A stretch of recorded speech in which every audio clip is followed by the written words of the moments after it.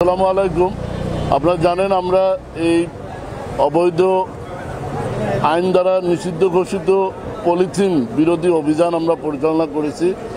আমরা আজকে এই মোহাম্মদপুর কৃষি মার্কেটে পরিবেশ সংরক্ষণ আইন অনুযায়ী পলিথিন বিরোধী আমরা অভিযান পরিচালনা করি। আমাদের অভিযানে পরিবেশ অধিদপ্তরের বিজ্ঞ ম্যাজিস্ট্রেট মহোদয় আছেন, মোহাম্মদপুর থানা পুলিশ আছেন এবং আমাদের নির্বাহী ম্যাজিস্ট্রেট মহোদয় আছেন।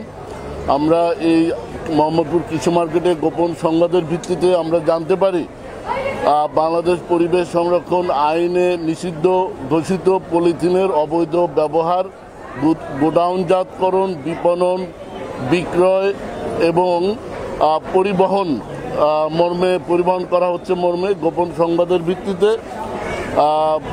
মার্কেট সংলগ্ন মাজার গলির একটি দুইটি গোডাউন থেকে প্রায় 1.5 টন বিভিন্ন রঙের আমরা পলিথিন উদ্ধার করি এবং জব্দ করি।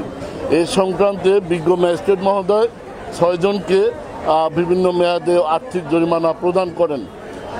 আপনারা জানেন যে পলিথিন এটা মানব স্বাস্থ্য এবং পরিবেশের জন্য মারাত্মক ক্ষতিকর এবং এই পলিথিনের যে কেমিক্যাল এবং কালারফুল যে পলিথিনগুলো তৈরি করা হয় বিভিন্ন রঙের, দেখে একটা পলিথিন প্লিজ।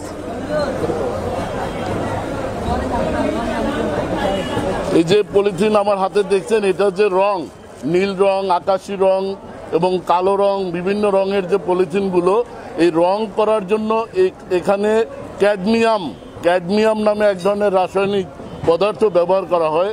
এই রাসায়নিক পদার্থ সরাসরি মানব শরীরে ক্যান্সার তৈরি করে। আপনি একটা খাবার যখন কেনার পরে এই পলিথিনে পেঁচিয়ে খাবারটা যখন নিয়ে যাবেন, তখন সূর্যের রোদে আলোতে এটা বিকিরণ ঘটে এই ক্যাডমিয়ামটা খাবারে মিশে যায়। আপনার ছোট বাচ্চা যখন এই খাবারটা পরে যখন খেয়ে ফেলে, তখন এই ক্যান্সার তৈরির যে ক্ষতিকর উপাদান মানব শরীরে, বাচ্চার শরীরে এটা প্রবেশ করে। এই পলিথিন ব্যবহারের কারণে বন্ধ্যাত্ব, ক্যান্সার, শ্বাসকষ্ট সহ বিভিন্ন মানুষ শরীরে রোগ তৈরি হয়। পাশাপাশি আজকে ঢাকা মহানগরীতে আপনারা দেখেন প্রচুর মশার উৎপাত কেন হচ্ছে?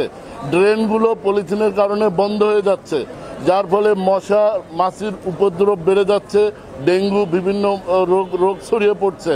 আজকে বুড়িগঙ্গা নদীর তলদেশে 10 থেকে 15 ফিট পলিথিনের আস্তরণ জমে বুড়িগঙ্গা নদী মরে গেছে। এটা পরিবেশের মারাত্মক ক্ষতিকর। আমরা এই পলিথিন বর্জন করব, আমরা পলিথিন ব্যবহার করব না। পৃথিবীর উন্নত দেশগুলোতে পলিথিন নিষিদ্ধ। আমরা ইতিপূর্বে এই মোহাম্মদপুর কৃষি মার্কেটেই পলিথিন ব্যবহার বিরোধী জনসচেতনতামূলক কার্যক্রম পরিচালনা করেছি।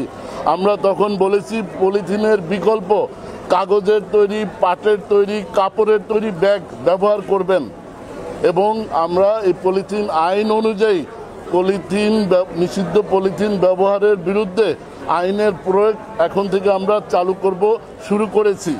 পলিথিন নিষিদ্ধ বস্তু ব্যবহার বিরোধী আইন রয়েছে। এ বিষয়ে বিজ্ঞ ম্যাজিস্ট্রেট মহোদয় বলবেন, পরিবেশ অধিদপ্তরের ম্যাজিস্ট্রেট মহোদয় বলবেন। আমাদের এই অভিযান চলমান থাকবে।